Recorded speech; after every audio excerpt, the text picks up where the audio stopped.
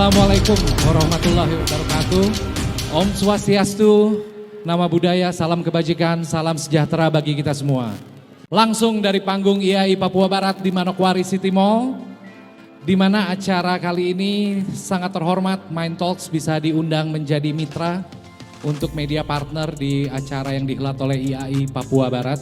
Dan yang jelas acara ini tentu tidak akan terjadi apabila tidak ada kerja keras dari teman-teman IAI Papua Barat. Tepuk tangannya dong. Pihak-pihak sponsor dari Daikin, dari Ondulin, dari Avian, dari Dexon, dari Setvi, dari Kalsi, dari Dulux, dari Depo Makmur, dari Sabe Steel, dari ISN, dari Duraproof. Jadi selama beberapa waktu ke depan bersama saya Indra Kusuma, bersama Mind Talks, bersama IAI Papua Barat, kita akan mengisi ruang visual dan ruang dengar Anda. Selamat menyaksikan.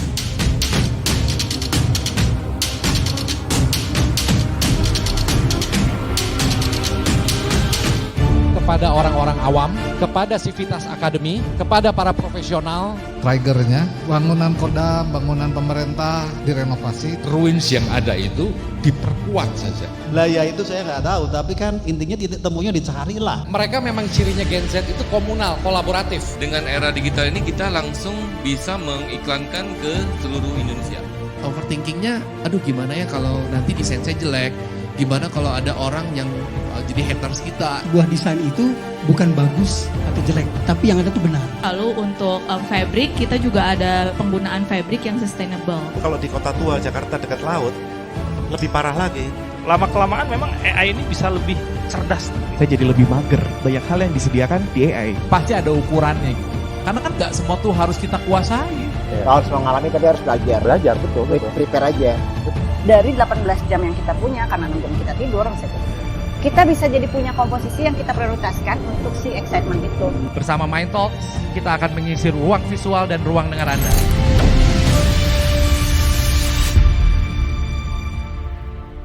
Ini mengangkat isu banyak tentang sustainability, tentang isu berkelanjutan. Nah tentunya kan pasti dari teman-teman ini pasti punya pandangan nih. Bagaimana kebutuhan mengenai pemanasan global, mengenai sustainability, keberlangsungan, dan konsep ramah lingkungan ini menjadi krusial. Apalagi kita kan teman-temannya arsitek, pembangun gitu ya. Nah, disiplin ilmu arsitek ini kan pastinya akan menjadi salah satu bagian yang memiliki peranan penting. Baik itu sebagai filtering dan lain-lain ya terhadap tujuan pembicaraan dunia mengenai goals dari sustainable development tadi. Nah, saya akan mulai dari satu topik pembahasan.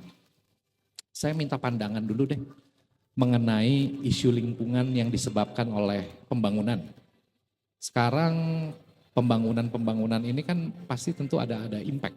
Dari hasil pembangunan ini ada isu permasalahan apa dari pandangan teman-teman? Silakan. Jadi kalau kita ngomongkan tentang sustainability, kita sebenarnya ini sudah connect semua sebenarnya dari sisi peraturan-peraturan yang ada seperti PP 16 tahun 2021 tentang penyelenggaraan pembangunan gedung, kemudian ada Permen PUPR nomor 21 tahun 2021 tentang kinerja bangunan gedung hijau, kemudian setelah itu ada tentang bangunan gedung cerdas itu juga ada di Permen PUPR nomor 10 tahun 2023. Nah di sini juga kita juga di Papua Barat pun ada Perdasus ya, Perdasus tahun nomor 10 itu tahun 2019 itu sudah memang tentang pembangunan di Papua Barat yang berkelanjutan. Jadi di situ lebih condong ke konservasi. Dari konservasi sendiri kan maknanya kan bersama serve, jadi menjaga. Jadi bagaimana kita nanti dalam pembangunan tadi terkait dampaknya itu terhadap lingkungan sebenarnya. Kalau dari sisi saya yang berpengalaman perencanaan di Manokwari ini sebenarnya banyak hal-hal yang sepele pun kita masih belum concern. Misalnya begini, kita dalam perumahan sajalah misalnya. Kita perumahan itu di sini developer memang belum semua menggunakan kita yang arsitek yang sudah dibekali dengan beberapa tadi hal-hal yang tadi tentang berkelanjutan. Itu misalnya dari sisi sanitasi pembuangan itu masih tidak diperhatikan. Yang penting asal ada saluran kriul, terus nanti kan nggak tahu kita dampaknya nanti kalau pas hujan deras bagaimana penanganannya, itu hal kecil aja sepele seperti itu aja belum begitu concern kita. Jadi itu salah satu tadi dampak yang kita bukan masalah dampak. Kalau secara pas proses pembangunan memang ada dampak-dampak limbahnya itu mau di kemana, limbah dari proyek juga. Tapi setelah itu kalau memang tidak dengan perencanaan yang didasari dengan pemikiran yang sudah kita membuat berkelanjutan, dari sisi itu aja kecil tentang sanitasi kita belum terlalu diperhatikan juga. Tommy, kalau saya manggilnya Tommy, Bang Thomas ini juga merupakan sekjen dari YAI Papua Barat. Ini ada pembicara yang lain dari beberapa generasi, Bang. Tadi Abang udah cerita secara makro payungnya. Nah, saya mau tanya nih, ini ada arsitek muda. Kalian sendiri pada saat mendesain sekarang gitu, itu aspek-aspek mengenai sustainability ini sudah mulai masuk nggak sih ke rancangan kalian? Kalau dalam tahap desain, saya biasanya mulai dari tata ruang luar dulu, landscape dulu. Biasanya perbandingan koefisien lahan hijau sama lahan yang akan dibangun, itu berapa persen? Kalau Manokwari kayaknya belum ada ya, belum dibuat gitu. Nggak apa-apa. Nah, belum menerapkan ini aja, belum begitu ya tadi concernnya, tapi sudah ada beberapa dari kita kan sudah memulai, cuman belum begitu ini. Seperti aturan itu, berapa persen? Kalau di Jawa mungkin ada sekitar 30 atau 40% kalau ya salah. Nah itu yang saya coba, walaupun belum ada aturannya, saya mulai coba di situ praktekkan. Praktekkan. Jadi paling tidak untuk lahan hijau, untuk area resapan air itu bisa terjaga. Sakinah itu gimana? Kalau dari saya sendiri sih, memang dari waktu zaman kuliah, kita tuh memang kan sudah diajarkan ya, sebelum mendesain itu tuh kita harus tahu untuk KDH-nya itu berapa, lahan hijaunya tersedianya berapa. Jadi apa yang saya dapatkan di zaman kuliah itu betul-betul saya juga terapkan pada saat saya kerja. Jadi awal mendesain sekali itu yang paling diperhatikan itu kan kondisi site-nya dan juga lahan sekitarnya. Tentu kalau dari kita sendiri tuh pasti kita mikir nanti cuacanya ini gimana, hujannya gimana, air hujannya ini untuk pedestriannya bagaimana, itu pasti udah dipikirkan dari awal sih. Nah, ada Bu dosen. Nah, Bu dosen. Arsitektur berkelanjutan itu isu yang sangat penting, terutama untuk nggak cuma di dunia arsitektur, tapi untuk bumi kita sendiri gitu. Kita ini hidup semuanya bergantung pada bumi kita gitu. Makanya di bidang kita di arsitektur itu perlu ditekankan bahwa kita harus menyadari bahwa apapun yang kita lakukan ketika kita mendesain, ketika mungkin saya dari akademisi melakukan penelitian, itu bagaimana kita memperhatikan prinsip-prinsip berkelanjutan. Oke. Lalu yang saya mau kasih pandangan itu begini. Arsitektur berkelanjutan itu memang sudah digarap, sudah istilahnya kalau kita lihat di kota-kota besar ya, itu memang sesuatu hal yang sangat dikonsen. Sedangkan yang kalau kita lihat di daerah-daerah, terutama di Papua juga ya, kota-kota seperti di Manokwari, ini hal yang belum, ya seperti tadi yang Mas Tommy tadi bilang gitu, itu belum menjadi concern yang besar gitu, karena di daerah sendiri itu ya banyaklah tantangannya untuk terutama praktisi ya, untuk menerapkan itu super duper banyak sekali yang perlu dipikirkan kesulitannya gitu. Enggak seperti yang misalkan di kota-kota besar. Kenapa ya Bang Tom? Kenapa sampai gitu sulit? Tadi Akmal juga kita upayakan, kita coba gitu. Jadi kenapa nggak jadi autopilot gitu ya pada saat melakukan itu apa? Jadi begini, tadi kalau saya lupa respon Akmal tadi. Kalau peraturan sudah ada sebenarnya. Kita di PP 16 itu juga sudah ada terkait tadi KDB itu juga semua persentase itu ada. Jadi dalam pelaksanaannya itu kita banyak hal yang harus kita lalui, tapi kadang ya kita kecenderungannya dari sisi ini, misalnya nih ya, PBG itu pengurusan PBG. pengurus PBG di Jawa sudah secara sistem berjalan dengan ini, dengan baik, dengan ini. Kita sendiri kan di sini juga TPA kita kan baru beberapa orang misalnya. Dari situ kan sebenarnya sudah dari pemerintah sudah ada filteringnya sebenarnya. Kalau kita untuk ada pembangunan, terus kita harus concern ke situ-situ itu kan ada filterisasinya dari kita pengurusan itu. Cuman dari kita dengan mungkin sumber dayanya juga sedikit dan juga dari kita karena jauh mungkin transfer ininya juga tidak efektif gitu loh. Jadi belum begitu efektif, makanya kita di sini kita IAI Papua Barat sudah dari 2017 berarti berapa tahun ya?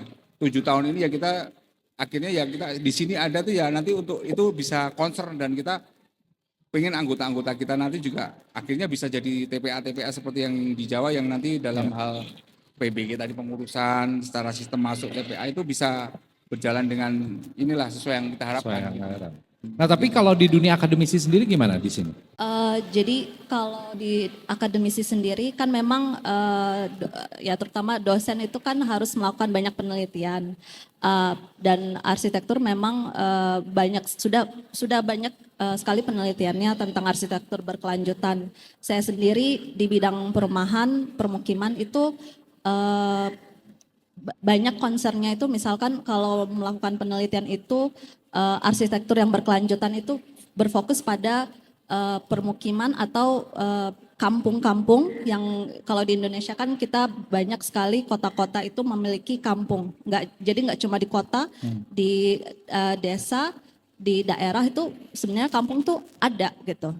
Manokwari juga sudah mulai padat juga. Nah, ketika kita melihat di kota-kota atau kampung seperti itu penerapan penelitiannya itu bagaimana kita mengkonsen bagaimana cara kampung-kampung itu atau permukiman itu didesain atau direncanakan agar dia bisa berkelanjutan. Berkelanjutan itu bagaimana orang-orang yang tinggal di sana itu bisa sejahtera. Tapi saya mau coba lebih ke dalam deh mengenai dunia arsitekturnya sekarang. Sekarang ini para konsumen atau klien itu sebenarnya tuntutannya juga udah menurut saya sudah semakin tinggi.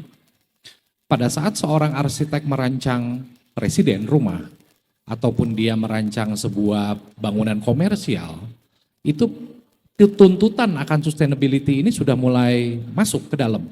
Less energi, dia mendesain bagaimana caranya supaya lighting itu terlihat kalau siang dia tidak effort, tidak tinggi dan lain-lain.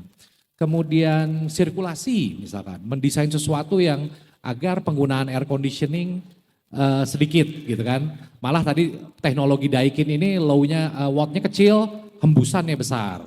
Masuk kakak? Masuk. Nah kalau kita sendiri ini merujuk ke kita ya, IAI di Papua Barat sendiri kan ada proses-prosesnya untuk mendapatkan STRA, itu ada PKA sebenarnya. Tools apa yang untuk arsitektur berkelanjutan itu sudah ada. Misalnya ini ya tadi saya contohnya lagi klien kita adalah developer misalnya. Nah developer itu kan banyak rumah itu, berapa puluh rumah misalnya. Nah di situ kita merekomendasikan IPAL misalnya. Kita pakai IPAL Pak, kan kita nyambung ke situ di lingkungan atau IPAL supaya lingkungannya nanti ke depan baik-baik. Tapi ya kebenturnya kadang debatannya dia nggak mau karena budget gitu misalnya. Nah terus akhirnya ya mungkin dengan teman-teman yang belum kuat secara ini tadi, yang sudah ada tools-tools yang kita harus semua pegang ini belum kuat, akhirnya ya sudah melemah, sudahlah akhirnya bikin nggak usah pakai IPAL, udah langsung ke Rio Kota aja lah. Mungkin di Manokwari belum kelihatan dampaknya gitu loh. Jadi pembuangannya masih ini, tapi nanti suatu saat kan jadi itu berdampak yang kurang baik juga. Tantangannya lebih ke klien sih sebenarnya kalau saya. Klien ya? Apa namanya? Kadang kita maunya ya sesuai jalur itu, cuma kadang kliennya ngotot. Ya gimana? Kita juga dilema gitu satu sisi. Atas dasar biaya? Macam-macam. Oke. Kadang ada biaya, kadang ya permintaan mungkin istrinya pengen ini, suaminya pengen gitu, kita ya gimana gitu. Sakinah setuju nggak kalau saya bilang berarti artinya kalau dari tadi dua ini bahwa menuju sustainability kita mencoba meredus mengenai isu global ya yang hubungannya dengan pembangunan, ini harus dua belah pihak nih, bukan cuma para arsitek atau developer aja, tapi kliennya juga harus punya pengetahuan yang sama. Setuju nggak sih dengan kayak begitu berarti? Mungkin bagi beberapa orang yang belum tahu, mereka berpikirnya kita tuh arsitek hanya mendesain sesuai dengan apa yang mereka mau. Di lain sisi sebenarnya kita kan arsitek ini kita mendesain berdasarkan permintaan klien, tapi juga kita memikirkan dari segi kenyamanan, dari segi mungkin udaranya, sirkulasinya, apa semua-semua. Termasuk yang Kak Akmal bilang juga itu, ya pasti semua sering dapat klien yang seperti itu ya. Nah, kadang ada yang minta buat udah dibangun aja gitu, nggak usah dibikin buat peresapan atau apa gitu. Nah, padahal maksud kita kan tujuannya untuk yang jangka panjangnya itu seperti apa. Kayak gitu. Berarti ini antara edukasi dengan kekuatan yang punya klien ya? Iya. Bener nggak sih? Pernah punya pengalaman nggak? Ini lihat kontekstual. Kontekstual dalam artian kita ini di daerah. Memang belum sama seperti yang di kota-kota besar begitu. Kalau saya lihat sebenarnya tuh mempunyai keinginan gitu untuk melakukan prinsip-prinsip arsitektur yang berkelanjutan. Peluangnya itu sebenarnya besar tapi masih banyak kendalanya. Oke. Gitu. Nah ini supaya satu frekuensi dulu nih, kita bicara sustainability ya. Kamu katanya ada yang bisa kamu share. Kita di Papua ini ya di daerah itu sebenarnya banyak sekali suku budaya ya. Itu kekayaan yang kita miliki di situ. Itu menjadi salah satu peluang. Ketika kita berbicara tentang merancang arsitektur yang berkelanjutan, itu menjadi tantangan dalam artian bagaimana sih kita menerapkan desain itu melihat nilai-nilai budaya sosial setempat. Itu kesulitan di situ pertama. Karena apa? Kita ini di Papua banyak sekali suku budayanya. Macam-macam sebenarnya, bukan hanya yang orang lihat Honai. Contoh ya. Satu Indonesia cuma lihat kalau misalkan lihat Papua itu oh ya udah Honai gitu aja. Tapi sebenarnya banyak sekali rumah-rumah tradisional gitu. Nah, itu salah satunya gitu. Gimana kita sebagai arsitek itu menerapkan nilai-nilai budaya setempat, sosial budaya setempat itu ke perancangan kita. Yang kedua, masih belum banyak tentang penelitian ya, terutama kalau budayanya itu kita masih kurang sekali juga sebagai arsitek. Saya pasti lihat itu kalau ketika kita disuruh untuk mendesain, merancang atau memberikan suatu masukan ide, itu kan inginnya oh ya udah ornamen atau yang Papua begitu khas Papua. Tapi juga kita sebagai arsitek itu kesulitan di situ. Artinya tadi kalau saya lihat ini paparan sedikit nih ya tantangan arsitektur. Ini yang pertama tadi kan memahami nilai budaya sehingga bagaimana mulai mengkomposisikan antara nilai budaya dengan modernisasi ya. Nah ini kan ini juga satu tantangan yang menantang lah. Iya. Kita nggak bilang berat tapi ini challenge, tantangan yang harus dijawab. Kampus ya untuk mencetak arsitektur sendiri bagaimana di sini? Kampus sendiri di Manokwari ya, itu sebenarnya untuk arsitektur itu belum ada. Begitu. Saya sendiri kalau mungkin yang belum tahu saya dosen teknik sipil. Teknik sipil. Meskipun saya ini tapi backgroundnya arsitek kan? Arsitektur. Gitu. Jadi tantangannya itu di dunia pendidikan itu belum ada, di Papua Barat sendiri itu belum ada jurusan arsitektur. Kembangin dong kalau gitu program studi arsitek kali di mana? Swasta atau negeri kali ya? Untuk bicara, untuk menghasilkan arsitek-arsitek nih. Gimana Bang? Ya, jadi nyambung sebenarnya, nyambung terkait podcast kita sebelumnya. Kita yang tadi saya sebut secara kuantitas kita masih sedikit, ada segelintir abang-abang kita yang kemarin kebetulan kenal dengan Kang Indra, kita kuliah S2 itu kan salah satunya memang ada kerinduan itu. Ya. Ini kita ada kalau ada prodi arsitektur di Manokwari. Itu nyambung juga ke tadi kita ngomongin tentang asosiasi kita di sini. Tadi nyambung ke yang disampaikan Mayang, kita tuh banyak suku. Ya. Nah mungkin kalau arsiteknya orang asli juga dalam penyampaian hal-hal yang tentang berkelanjutan lebih masuk. Betul. Gitu. Itulah jadi harapan kita ketika nantinya ada prodi misalnya tadi di Unipa ada prodi arsitek, ya suatu saat nanti pasti banyak orang-orang asli Papua yang belajar arsitek di Unipa. semoga Unipa ada prodi arsitekturnya. Itu apa yang harus kita siapkan, apa yang mungkin dari sisi internal yang sudah tergabung di Unipa yang memberi masukan ke kita, ke asosiasi kita ini untuk langkah-langkah apa itu yang betul kita bisa ke situ gitu. Oke, mungkin sebelum saya masuk ke situ sedikit sejarah ya tentang ya teknik sipil ya sebenarnya yang saya kerja di sana itu teknik sipil ini kan jurusan baru ya di Unipa. Itu baru tahun 2018 itu baru menerima angkatan pertamanya. Teknik sipilnya itu baru ada 2018 dan tahun 2022. Berarti udah ada lulusan dong? Baru lulus pertama ya? Itu sudah lulus, puji Tuhan. Jadi nah itu concern di awal di teknik sipil itu adalah bagaimana meluluskan mahasiswanya. Karena di sana di awal-awal dari 2018 hingga 2020 itu kesulitan pengajarnya. Sumber daya manusianya itu sangat kurang. Sebentar dulu, emang ini ambil potong aja ya.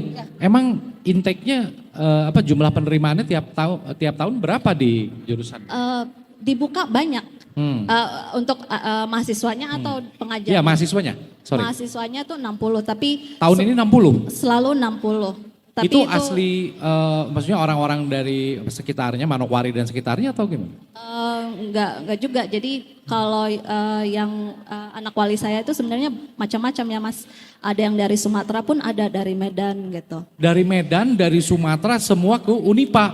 Ke Unipa. Wah, tepuk tangan dong buat Unipa dong. Tepuk tangan. Kalau saya kan Bandung Jakarta lah. Iya. Kemarin kita kuliah bareng ya bro. Kuliah bareng dengan teman-teman gitu dari YAI Papua Barat. Ini jujur saya kaget. Saya juga ngomong tuh di podcast, berarti ini udah 2 kali, nggak bosan-bosan. Kita kan ada istilahnya studi kasus ya. Bahwa case-nya masing-masing berdasarkan dari cipta karya, dari karya masing-masing. Kaget saya.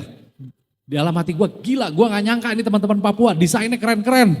Hektar-hektar. Terus desainnya gak kalah sama Jawa. That's why di panggung ini saya tidak ngomong lagi sentris mana Papua mana Jawa. Karena pada saat saya ada duduk di bangku akademik itu ya bro. Saya udah gak ngelihat ada pembeda. Ngerti gak? Jadi tadi Akmal bilang kita mengupayakan.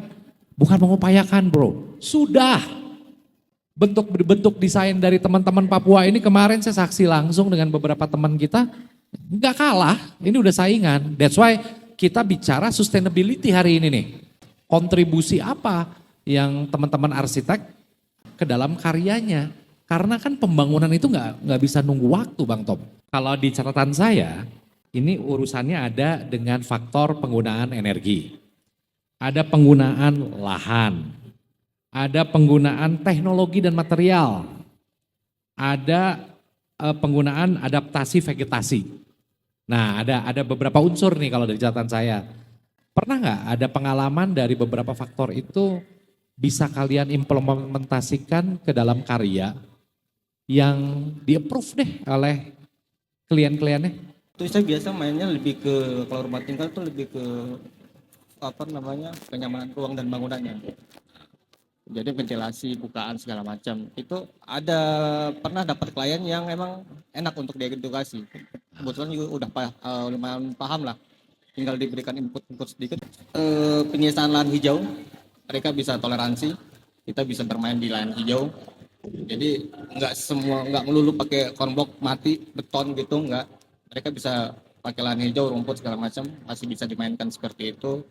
Dari sisi dalam ruangnya, bukan ventilasi, kita bisa desain dengan analisis kita analisis saya yang saya buat bisa diterapkan di dalam desain itu. Ya syukurlah bisa dipakai seperti itu.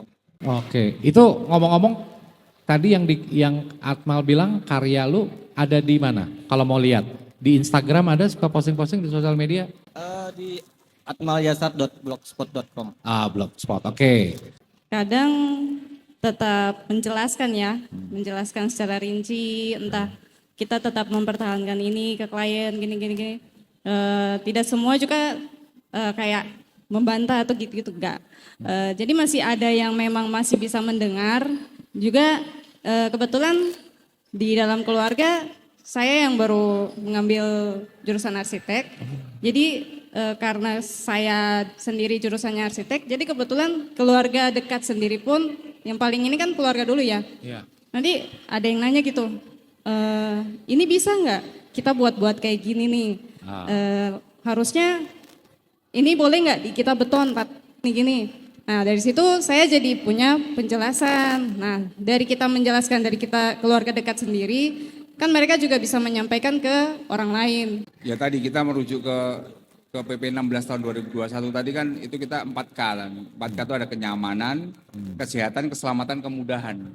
Itu kan ketika kita terapkan di situ ya yang penting cara kita sih, cara kita menyampaikan itu kalau klien bisa menerima dan kita biasanya kita kasih ini aja, kasih simulasi kalau saya. Pak, kalau misalnya pakai ini, dari sisi kenyamanan seperti ini, dari penghematan energi seperti ini, tapi Bapak memang cost-nya lebih tinggi di sini.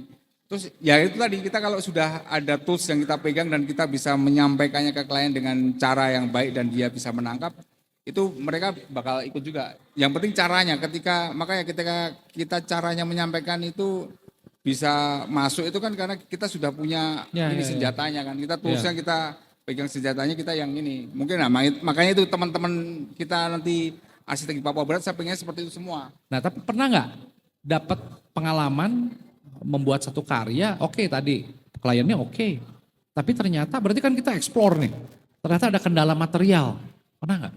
Ya kalau kita material itu kendalanya sebenarnya banyak.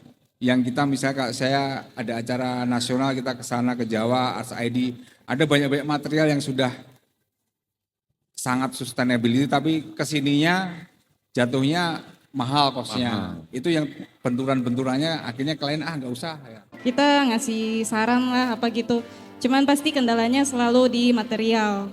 Nah, dan juga pasti dari pihak klien mikir 2 kali lagi kan, wah kalau pesan dari luar nih biayanya ke sini tuh yang keburu deg-degan ya? Iya. Keburu deg-degan. Iya, jadinya dari situ kita juga pastinya nyari solusi lain lagi. Oke.